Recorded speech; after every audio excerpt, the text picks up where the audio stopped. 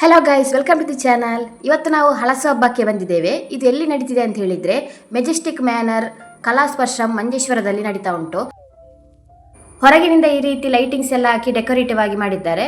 ಹೊರಗೆ ಕೂಡ ಕೆಲವು ಸ್ಟಾಲ್ಸ್ ಎಲ್ಲ ಹಾಕಿ ಉಂಟು. ಹಾಗೆ ಫೋಟೋ ಬೂತ್, ಸೆಲ್ಫಿ ಸ್ಟ್ಯಾಂಡ್ ಎಲ್ಲ ಕ್ರಿಯೇಟಿವಿಟಿ ಆಗಿ ಮಾಡಿದ್ದಾರೆ. ತುಂಬ ಚಂದ ಕಾಣ್ತಿತ್ತು ಹೊರಗಿಂದ ನೋಡಬೇಕಾದ್ರೆ. ಹಾಗಾದರೆ ಬನ್ನಿ, ಯಾವೆಲ್ಲ ವಸ್ತುವನ್ನು ಪ್ರದರ್ಶನಕ್ಕೆ ಇಟ್ಟಿದ್ದಾರೆ ಅಂತ ಹೇಳಿ ನೋಡುವ ಬನ್ನಿ. ಈ ಹಳಸು ಹಬ್ಬ 3 ದಿನ ನಡೀತಾ ಉಂಟು. ಶುಕ್ರವಾರ, ಶನಿವಾರ ಹಾಗೆ ಆದಿತ್ಯವಾರ.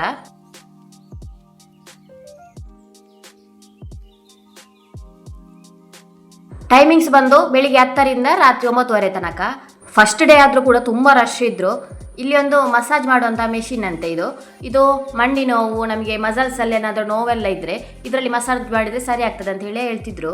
ನಮ್ಮ ಕಾಲಿನ ಪಾದದ ಕೆಳಗೆ ನೋವೇನಾದ್ರೂ ಇದ್ರೆ ಇದರಲ್ಲಿ ಮಸಾಜ್ ಮಾಡಿದ್ರೆ ನಡಿಲಿಕ್ಕೆಲ್ಲ ಈಸಿಯಾಗಿ ಆಗ್ತದೆ ಅಂತೆ. ಸ್ಟಾರ್ಟಿಂಗ್ ಸ್ಟಾಲ್ ಅಲ್ಲೇ ಇಲ್ಲಿ ಒಂದು ಕಡಲೆಯದ್ದೇ ಸ್ಟಾಲ್ ಇತ್ತು. ಅಂದ್ರೆ ಅದರಲ್ಲಿ ರೋಸ್ಟ್ ಮಾಡಿರುವಂತಹ ಕಡಲೆ, ಮೂಂಗ್ ದಾಲ್ ಅದೆಲ್ಲ ಇತ್ತು, ಮಸಾಲೆ ಹಾಕಿರುವಂತದ್ದೆಲ್ಲ.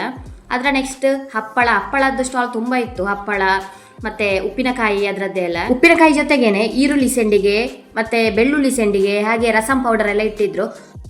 ಹಾಗೆ ನೆಕ್ಸ್ಟ್ ಬಂದ್ರೆ ಇಲ್ಲಿ ಸಾರಿ ಸೆಕ್ಷನ್. ಸಾರಿದ್ದು ಶಾಪು 2-3 ಕಡೆ ಇತ್ತು.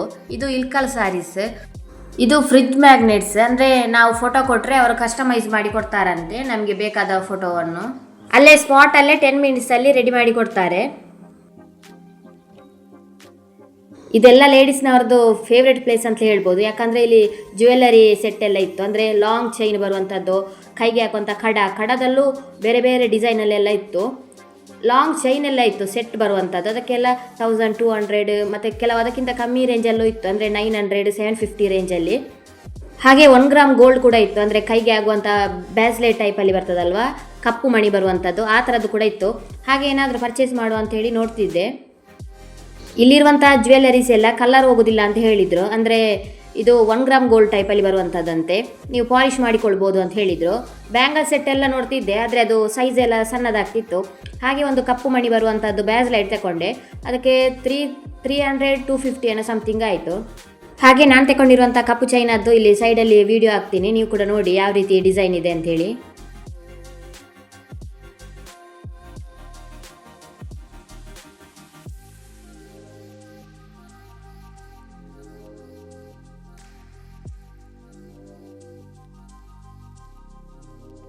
ಹಾಗೆ ನೆಕ್ಸ್ಟ್ ಸ್ಟಾಲ್ಗೆ ಬಂದರೆ ಇಲ್ಲಿ ಸದ್ಗುರು ಸೋಪ್ಸ್ ಮತ್ತು ಹರ್ಬಲ್ ಸೋಪ್ಸ್ ಎಲ್ಲ ಇತ್ತು. ಹಾಗೆ ಊದ್ಬತ್ತಿಯಲ್ಲಿ ಕೆಲವು ಫ್ಲೇವರಲ್ಲಿ ಬರುವಂಥದ್ದು, ನ್ಯಾಚುರಲ್ ಆಗಿರುವಂಥದ್ದು. ಹಾಗೆ ಇದು ಸೊಳ್ಳೆ ಬತ್ತಿ, ಅಂದರೆ ಹರ್ಬಲ್ ಪ್ರಾಡಕ್ಟ್ ಯೂಸ್ ಮಾಡಿರುವಂಥದ್ದಂತೆ. ಮಕ್ಕಳಿಗೆಲ್ಲ ಯಾವುದೇ ಕೆಮಿಕಲ್ ಆಗೋದಿಲ್ಲ ಅಂತ ಹೇಳಿದರು, ಆಯುರ್ವೇದಿಕ್ ಆಗಿರುವಂಥದ್ದು. 100 ರುಪೀಸ್ಗೆ ಒಂದು ಫುಲ್ ಪ್ಯಾಕ್ ಅಂತೆ. ಹಾಗೆ ನಾವು ಕೂಡ ಒಂದು ತಗೊಂಡ್ವಿ. ಈ ರೈನಿ ಸೀಸನ್ಗೆ ಇದು ತುಂಬ ಇಂಪಾರ್ಟೆಂಟ್. ಬುಕ್ಸ್ ಓದೋದ್ರಲ್ಲಿ ಇಂಟ್ರೆಸ್ಟ್ ಇರೋರಿಗೆ ಅಂತೂ ಬುಕ್ಸ್ ಕಲೆಕ್ಷನ್ ತುಂಬಾ ಇತ್ತು. ಜ್ಯುವೆಲ್ಲರಿ ಸ್ಟಾಲ್ 2 ಕಡೆ ಇತ್ತು. ಈ ಸ್ಟಾಲಲ್ಲಿ ಏನಂದರೆ ನಾವು ಡೈಲಿ ಹಾಕುವಂಥ ಚೈನ್ಸ್ ಎಲ್ಲ ಇತ್ತು. ಹಾಗೆ ಬ್ಯಾಸ್ಲೈಟ್ ಡೈಲಿ ಯೂಸ್ ಮಾಡುವಂಥದ್ದೆಲ್ಲ ಇತ್ತು. ಡಿಸೈನ್ಸ್ ಎಲ್ಲ ಚೆಂದ ಇತ್ತು. ಹಾಗೆ ರೇಟ್ ಕೂಡ ಮಿನಿಮಮ್ ರೇಂಜಲ್ಲೇ ಇತ್ತು.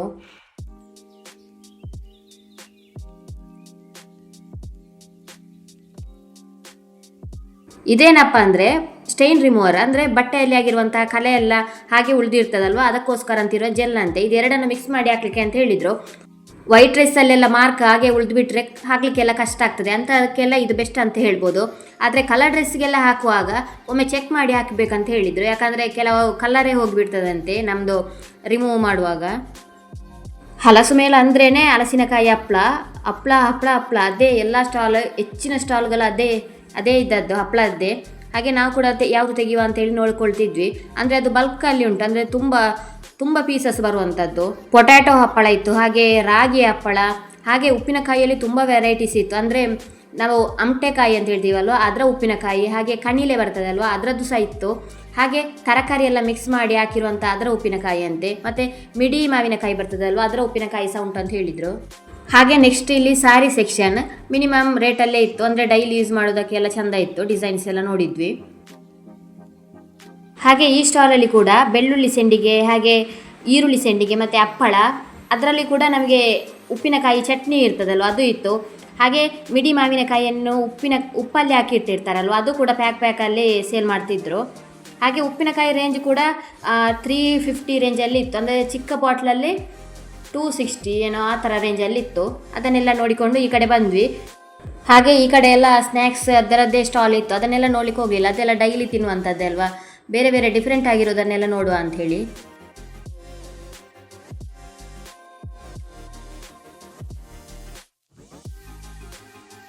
ಈ ಮೇಳಕ್ಕೆ ಬಂದವರು ಈ ಒಂದು ಆಯುರ್ವೇದಿಕ್ ಮೆಡಿಸಿನನ್ನು ಖಂಡಿತವಾಗಿ ತಗೊಳ್ಳೇಬೇಕು. ಯಾಕಂತ ಹೇಳಿದರೆ ಇದೊಂದು ಕಫ ಶೀತಕ್ಕಿರುವಂಥ ಮೆಡಿಸಿನ್, ಆಯುರ್ವೇದಿಕಲ್ಲೇ ಮಾಡಿರುವಂಥದ್ದಂತೆ. ಅದರಲ್ಲಿ ಪೆಪ್ಪರ್, ಶುಂಠಿ, ತುಳಸಿ ಪತ್ರೆ ಎಲ್ಲ ಹಾಕಿ ಮಾಡಿರುವಂಥದ್ದು. ಬೆಳಿಗ್ಗೆ ಮತ್ತು ರಾತ್ರಿ 1 ಸ್ಪೂನ್ನಷ್ಟು ತಗೊಂಡ್ರೆ ಆಯಿತು ಅಂತ ಹೇಳಿದರು. ಹಾಗೆ ಇಲ್ಲಿ ಡಿಫ್ರೆಂಟ್ ಟೈಪ್ಸಲ್ಲಿ ಕಾಫಿ ಪೌಡರ್ಸ್ ಎಲ್ಲ ಇತ್ತು, ಅಂದರೆ ಜಿಂಜರ್ ಕಾಫಿ ಮತ್ತು ಚಿಕ್ಕು ಕಾಫಿ ಎಲ್ಲ ಇತ್ತು. ಹಾಗೆ ಇಲ್ಲಿ ಸೋಪ್ಸ್ ಕೂಡ ಅಷ್ಟೇ ಫ್ರೂಟ್ಸ್ ಫ್ಲೇವರಲ್ಲಿ ಇದ್ದದ್ದು, ಪಪ್ಪಾಯ, ಬ್ಲೂಬೆರ್ರಿ, ತುಂಬಾ ಫ್ರೂಟ್ಸ್ ಫ್ಲೇವರ್ಸ್ ಎಲ್ಲ ಇತ್ತು ಸೋಪ್ಸ್ ಅದ್ದು. ಈ ಸ್ಟಾಲ್ ಯಾವ್ದಂತೇಳಿ ಎಲ್ರಿಗೂ ಗೊತ್ತಿರ್ಬೋದು, ಸೋಷಿಯಲ್ ಮೀಡಿಯಾದಲ್ಲೆಲ್ಲ ಫೇಮಸ್ ಆಗಿರುವಂಥದ್ದು.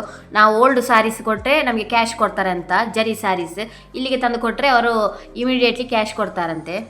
ನನಗೆ ಇಷ್ಟ ಆದ ಸ್ಟಾಲ್ಗಳಲ್ಲಿ ಇದು ಕೂಡ ಒಂದು. ಇದು ಯಾವುದಂದರೆ ಮಸಾಲೆ ಪೌಡರ್ಸ್ ಎಲ್ಲ ಇರುವಂಥದ್ದು, ಅಂದರೆ ನಾವು ಮಿಲ್ಕ್ ಶೇಕ್ ಮಾಡುವಂಥದ್ದು, ಫಿಶ್ ಫ್ರೈ ಮಾಡುವಂಥ, ತವಾ ಫ್ರೈ ಮಾಡಲಿಕ್ಕೆ, ಹಾಗೆ ಪುದೀನಾ ಕಬಾಬ್, ಚಿಕನ್ ಸುಕ್ಕ, ಎಲ್ಲ ರೀತಿಯ ಮಸಾಲೆ ಪದಾರ್ಥ ಇತ್ತು.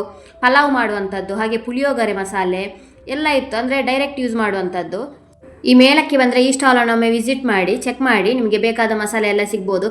ಚನ್ನ ಮಸಾಲ, ಹಾಗೆ ವಡಪಾವ್ ಮಸಾಲೆ, ಎಲ್ಲ ಟೈಪ್ಸದ್ದು ಮಸಾಲೆ ಇತ್ತು. ಅಂದರೆ ಅರ್ಧ kg ಹಾಗೆ 100 ಗ್ರಾಮ್ಸ್ ಎಲ್ಲ ಬೇರೆ ಬೇರೆ ಟೈಪ್ಸ್ ಪ್ಯಾಕೆಟಲ್ಲಿ ಕೂಡ ಸಿಗ್ತಿತ್ತು. ನಾವು ಕೂಡ 2 ಮಸಾಲೆ ತಗೊಂಡ್ವಿ.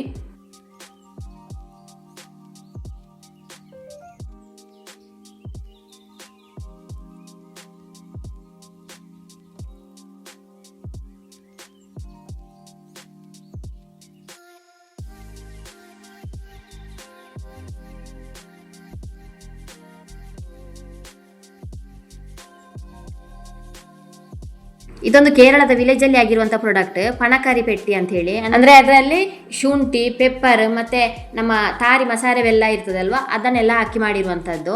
ಅದೊಂದು ಆಯುರ್ವೇದಿಕ್ ಮೆಡಿಸಿನ್ ಅಂತ ಹೇಳ್ಬೋದು. ಅಂದರೆ ಲೇಡೀಸಲ್ಲಿರುವಂಥ ಪೀರಿಯಡ್ಸ್ ಟೈಮಲ್ಲಿ ಹೊಟ್ಟೆ ನೋವು ಬರೋದಕ್ಕೆ, ಹಾಗೆ ನಮ್ಮ ದೇಹವನ್ನು ಶುದ್ಧೀಕರಿಸಲಿಕ್ಕೆ, ಮಲಬದ್ಧತೆ ಸಮಸ್ಯೆಗೆಲ್ಲ ಇದು ಹೆಲ್ಪ್ ಆಗ್ತದೆ ಅಂತೆ. ಒಳ್ಳೆ ಮೆಡಿಸಿನ್ ಅಂತ ಹೇಳಿದರು.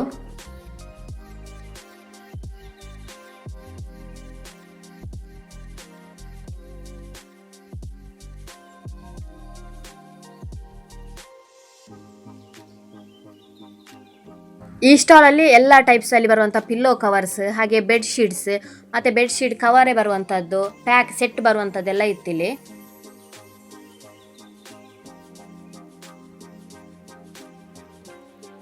ಈ ಸ್ಟಾಲಲ್ಲಿ ಚನ್ನಪಟ್ಟಣ ಬೊಂಬೆ ಇರುವಂಥದ್ದು ತುಂಬ ಚಂದ ನೋಡಲಿಕ್ಕೆ ಕಾಣ್ತಿತ್ತು. ಒಂದೊಂದು ಟೈಪ್ಸಲ್ಲೇ ಇತ್ತು, ಅಂದರೆ ಮಕ್ಕಳ ಆಟ ಆಡುವಂಥ ವಸ್ತು ಕೂಡ ಇತ್ತು. ಅಂದರೆ ಮೊಳ, ಮಕ್ಕಳ ಆಟ ಆಡುವಂಥ ಜೀಪ್, ರೈಲ್, ಆ ಥರದ್ದೆಲ್ಲ ಮರದಲ್ಲಿ ಮಾಡಿದರು, ತುಂಬ ಚಂದ ಕಾಣ್ತಿತ್ತು.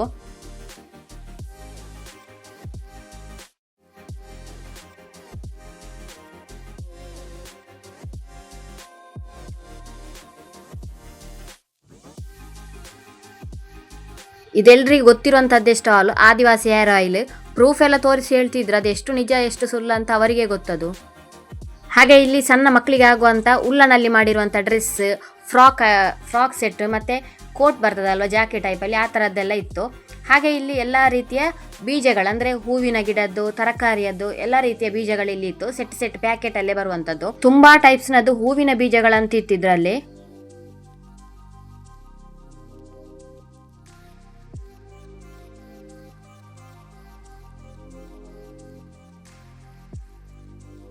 ಹಾಗೆ ನೆಕ್ಸ್ಟ್ ಇಲ್ಲಿ ಫ್ರೂಟ್ಸ್ ಸ್ಟಾಲ್, ಪೇರಳೆ, ರಾಂಬುಟಾನ್, ಈಗಂತೂ ರಾಂಬುಟಾನ್ ಎಲ್ಲ ಕಡೆಯಲ್ಲಿ ಸಿಗುವಂಥದ್ದು. ಹಾಗೆ ಇಲ್ಲಿ ಅವಕಾಡೋ, ಬೆಣ್ಣೆಹಣ್ಣು KGಗೆ 150 ಅಂತ ಹೇಳ್ತಿದ್ರು. ಆದರೆ ಇದು ನ್ಯಾಚುರಲಿ ಆರ್ಗ್ಯಾನಿಕ್ ಆಗಿ ಬೆಳೆದಿರುವಂಥದ್ದು. ನೇರಳೆ ಕೂಡ ಇತ್ತು, ಹಾಗೆ ಸೀತಾಫಲ, ಚಕ್ಕೋತ ಎಲ್ಲ ಇತ್ತು. ಚಕ್ಕೋತ ಎಲ್ಲ ಪೀಸ್ ಆಗಿ ಸೇಲ್ ಮಾಡ್ತಿದ್ರು. ಚಕ್ಕೋತ ಎಲ್ಲ 1 ಪೀಸ್ಗೆ 30 ರೂಪೀಸ್ ಅಂತೆ.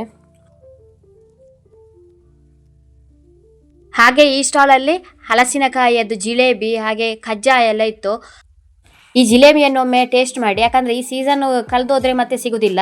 ಇಲ್ಲೇ ಟ್ರೈ ಮಾಡಬೇಕಷ್ಟೇ, ತುಂಬ ಟೇಸ್ಟಿಯಾಗಿ ಇತ್ತು.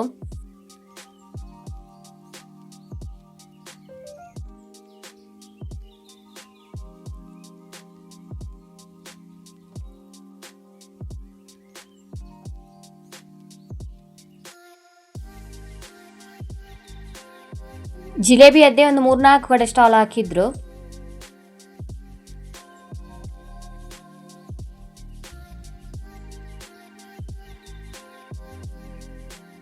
ನನಗಿಲ್ಲಿ ತುಂಬ ಇಷ್ಟ ಆದದಂತ ಹೇಳಿದರೆ ಇದೇ ಜಾಕ್ ಫ್ರೂಟ್ ಸಾಫ್ಟಿ. ತುಂಬ ಅಂದರೆ ತುಂಬಾ ಟೇಸ್ಟಿ ಆಗಿತ್ತು. ಇಲ್ಲಿಗೆ ಬಂದರೆ ಮಿಸ್ ಮಾಡದೆ ಒಮ್ಮೆ ಟ್ರೈ ಮಾಡಿ ನೋಡಿ. 50 ರುಪೀಸ್ ಒಂದು ಸಾಫ್ಟಿಗೆ, ರೀಸನೇಬಲ್ ಪ್ರೈಸ್ ಅಂತ ಹೇಳ್ಬೋದು, ವರ್ತ್ ಇಟ್ ಅಂತ ಹೇಳ್ಬೋದು, ಅಷ್ಟು ಟೇಸ್ಟಿ ಆಗಿತ್ತಿದು.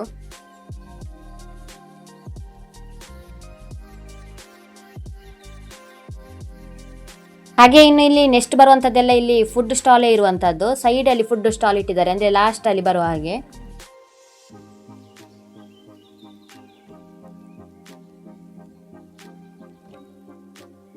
ಹಾಗೆ ಇಲ್ಲಿ ಲೈವಲ್ಲೇ ಜಾಕ್ ಫ್ರೂಟ್ ಹೋಳಿಗೆ ಮಾಡಿ ಕೊಡ್ತಿದ್ರು, ಟೇಸ್ಟಿಯಾಗಿತ್ತು. ನಾವು ಒಂದು ಸ್ಟಾಲಲ್ಲಿ ಟ್ರೈ ಮಾಡಿ ನೋಡಿದ್ವಿ, 2 ಸ್ಟಾಲ್ ಇತ್ತು ಹೋಳಿಗೆಯದ್ದೇ. ಲೈವಲ್ಲೇ ಅವರು ಮಾಡಿಕೊಳ್ತಿದ್ರು, ಹೂರಣೆಲ್ಲ ರೆಡಿ ಮಾಡೋದನ್ನೆಲ್ಲ ನೋಡಿದ್ವಿ.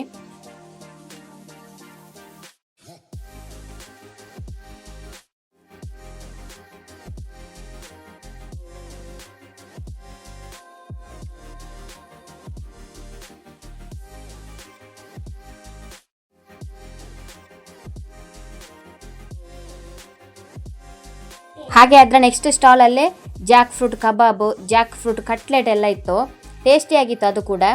ಎಲ್ಲ ಸ್ಟಾಲಲ್ಲೂ ಒಂದೊಂದು ಪ್ಲೇಟ್ ತಗೊಂಡು ಟೇಸ್ಟ್ ಮಾಡಿದ್ವಿ, ಯಾವ ರೀತಿ ಉಂಟಂತ ಹೇಳಿ ನೋಡಿದ್ವಿ.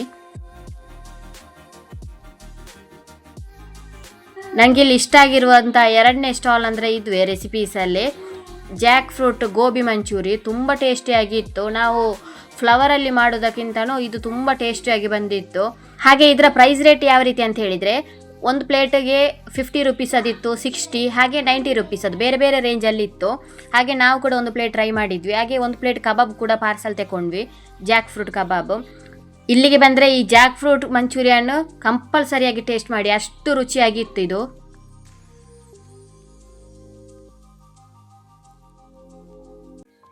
ಹಾಗೆ ಇಲ್ಲಿ ಇಷ್ಟ ಆದದ್ದು ಇನ್ನೊಂದು ರೆಸಿಪಿ ಅಂತ ಹೇಳಿದರೆ ಪತ್ರೋಡೆ ಫ್ರೈ ಅಂತೇಳಿ ಸಿಕ್ತಿತ್ತು ಇಲ್ಲಿ. ರವಾ ಫ್ರೈ ಮಾಡಿ ಕೊಡ್ತಿದ್ರು, ತುಂಬ ಟೇಸ್ಟಿಯಾಗಿತ್ತು, ಡಿಫ್ರೆಂಟ್ ಆಗಿತ್ತು. ನಾವು ಡೈಲಿ ತಿನ್ನೋ ಪತ್ರೋಡೆ ಥರ ಇರಲಿಲ್ಲ, ಅದು ರವಾ ಫ್ರೈ ಮಾಡಿರುವಂಥದ್ದು. ಒಂದು ಪೀಸಿಗೆ 10 ರುಪೀಸ್ ಅಂತೆ. ಹಾಗೆ 2 ಪೀಸ್ ತಗೊಂಡು ಟೇಸ್ಟ್ ಮಾಡಿದ್ವಿ.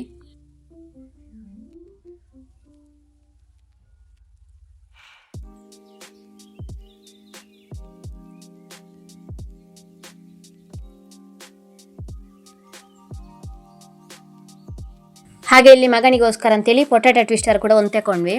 ಹಾಗೆ ಇಲ್ಲಿ ನೆಕ್ಸ್ಟ್ ಸ್ಟಾಲಲ್ಲಿ ಇಲ್ಲಿ ಹಲಸಿನಕಾಯಿಯ ಹೋಳಿಗೆ ಇತ್ತು, ಹಾಗೆ ಅದೊಂದು ಕೂಡ ಟ್ರೈ ಮಾಡಿದ್ವಿ.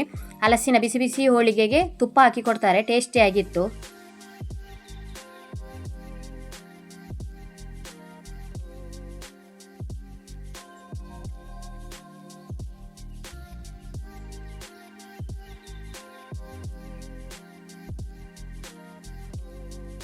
ಹಾಗೆ ಇಲ್ಲಿ ನೆಕ್ಸ್ಟ್ ಸ್ಟಾಲಲ್ಲಿ ಫ್ರೈಡ್ ಮೊಮೋಸು ಹಾಗೆ ಫ್ರೆಂಚ್ ಫ್ರೈಸ್ ಎಲ್ಲ ಸಿಕ್ತಿತ್ತು. ಹಾಗೆ ನಾವು ಒಂದು ಪ್ಲೇಟ್ ಫ್ರೈಡ್ ಮೊಮೋಸನ್ನು ಟೇಸ್ಟ್ ಮಾಡಿದ್ವಿ.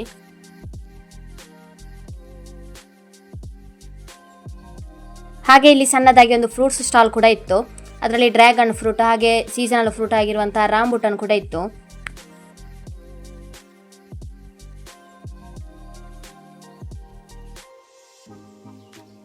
ಹಾಗೆ ಇಲ್ಲಿ ಡಿಫ್ರೆಂಟ್ ಆಗಿರುವಂತಹ ಭರಣಿ ಪಾಟ್ಸ್ ಎಲ್ಲ ಇತ್ತು, ಅಂದರೆ ಉಪ್ಪು ಹಾಕಿಡುವಂಥದ್ದು, ಉಪ್ಪಿನಕಾಯಿ ಹಾಕಿಡುವಂಥದ್ದು, ಹಾಗೆ ಬೇರೆ ಬೇರೆ ಟೈಪ್ಸಲ್ಲಿ ಬೇರೆ ಬೇರೆ ಶೇಪಲ್ಲಿ ಕೂಡ ಇತ್ತು, ಕಲರಲ್ಲಿರುವಂಥದ್ದು.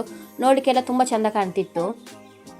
ಹಾಗೆ ಇದೊಂದು ಲಿಂಬೆ ರಸ ಹಿಂಡು ಅಂತ ಒಂದು ಮಿಷಿನ್ ಅಂತೆ, ಅಂದರೆ ಸ್ಕ್ವೀಸ್ ಮಾಡಿ ತೆಗೆಯುವಂಥದ್ದು. ಲಿಂಬೆ ಕಟ್ ಮಾಡದೆ ಆ ಮಿಷಿನನ್ನು ಲಿಂಬೆ ಒಳಗೆ ಹಾಕಿ ಪ್ರೆಸ್ ಮಾಡಿದಾಗ ಲಿಂಬೆ ರಸ ಮಾತ್ರ ಹೊರಗೆ ಬರುವಂಥದ್ದಂತೆ.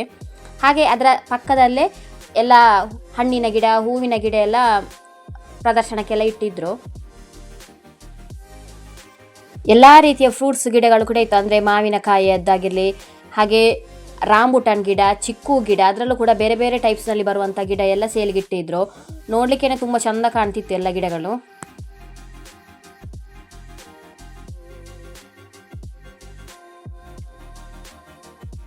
ನೆಕ್ಸ್ಟ್ ಇರುವಂಥದ್ದು ಅಂತ ಹೇಳಿದರೆ ಗಾರ್ಡನಿಂಗಲ್ಲಿ ಇಂಟ್ರೆಸ್ಟ್ ಇರುವವರಿಗೆ, ಅಂದರೆ ಗುಲಾಬಿ ಗಿಡಗಳು ಒಂದಕ್ಕಿಂತ ಒಂದು ತುಂಬ ಚೆಂದ ಕಾಣ್ತಿತ್ತು. ಹಾಗೆ ಅದನ್ನು ಕೂಡ ನೋಡಿಕೊಂಡು ಬಂದ್ವಿ ಅಲ್ಲಿಂದ. ಹಾಗೆ ಲಾಸ್ಟಲ್ಲಿ ಸಿಗುವಂಥದ್ದು ಅಂತ ಹೇಳಿದರೆ ಜಾಕ್ ಫ್ರೂಟ್ಸ್, ಬೇರೆ ಬೇರೆ ರೀತಿಯ ಬೇರೆ ಬೇರೆ ತಳಿಯದ್ದು ಜಾಕ್ ಫ್ರೂಟ್ಸ್ ಎಲ್ಲ ಇತ್ತು. ನಾವು ಕೂಡ ಒಂದು ಅರ್ಧ kg ಆರೆಂಜ್ ಕಲರಲ್ಲಿ ಬರುವಂಥ ಜಾಕ್ ಫ್ರೂಟನ್ನು ತಗೊಂಡು ಅಲ್ಲಿಂದ ಬಂದ್ವಿ. ಈ ಒಂದು ಹಲಸು ಮೇಳಕ್ಕೆ ನೀವು ಕೂಡ ಒಮ್ಮೆ ಬಂದು ವಿಸಿಟ್ ಮಾಡಿ, ಯಾಕಂತ ಹೇಳಿದರೆ ಡಿಫ್ರೆಂಟ್ ಆಗಿರುವಂಥ ಐಟಮ್ಸು ಹಾಗೆ ವೆರೈಟಿ ರೆಸಿಪೀಸ್ ಎಲ್ಲ ಸಿಗ್ತದೆ. ನೀವು ಕೂಡ ಒಮ್ಮೆ ಟೇಸ್ಟ್ ಮಾಡಿ ಬಂದು. ಇಲ್ಲಿ 3 ದಿನ ಉಂಟು, ಶುಕ್ರವಾರ, ಶನಿವಾರ, ಆದಿತ್ಯವಾರ. ಯಾವುದಾದ್ರೂ ಒಂದು ದಿನ ತಪ್ಪದೆ ಬಂದು ಟ್ರೈ ಮಾಡಿ ನೋಡಿ. ನಾನು ಏನೆಲ್ಲ ಐಟಮ್ಸ್ ತಗೊಂಡೆ ಅಂತೇಳಿ ಇಲ್ಲಿ ಒಮ್ಮೆ ತೋರಿಸ್ತೇನೆ ಜಸ್ಟ್ ನಿಮಗೆ. ಸ್ಟಾರ್ಟಿಂಗಲ್ಲಿ ಒಂದು ಫೋಟೋ ಸ್ಟಾಲ್ ಇತ್ತು, ಅದರಲ್ಲಿ ಈ ಫೋಟೋ ತುಂಬ ಇಷ್ಟ ಆಗಿತ್ತು, ಹಾಗೆ ಇದನ್ನೊಂದು ತಗೊಂಡೆ 100 ರುಪೀಸ್. ಹಾಗೆ ಜಾಕ್ ಫ್ರೂಟ್ ಕಬಾಬ್ ತಗೊಂಡು ಬಂದೆ ಮನೆಗೆ ಪಾರ್ಸಲ್ ಅಂತೇಳಿ. ಹಾಗೆ ಇಲ್ಲಿ ಮಸಾಲ ಪೌಡರ್ ಸ್ಟಾಲ್ ತೋರಿಸಿದೆಲ್ಲ, ಅದರಿಂದ ಪುದೀನ ಕಬಾಬ್ ಮಸಾಲ ಪೌಡರ್ ಅದು 60 ರುಪೀಸ್ ಅನಿಸುತ್ತೆ, ಅದನ್ನೊಂದು ತಗೊಂಡೆ. ಹಾಗೆ ಪಲಾವ್ ಮಸಾಲ ಅದು ಕೂಡ 70 ರುಪೀಸ್ ಏನೋ ಆಯಿತು, ಅದೆರಡನ್ನು ಮಸಾಲ ಪೌಡರ್ ತಗೊಂಡು ಬಂದೆ ಮನೆಗೆ.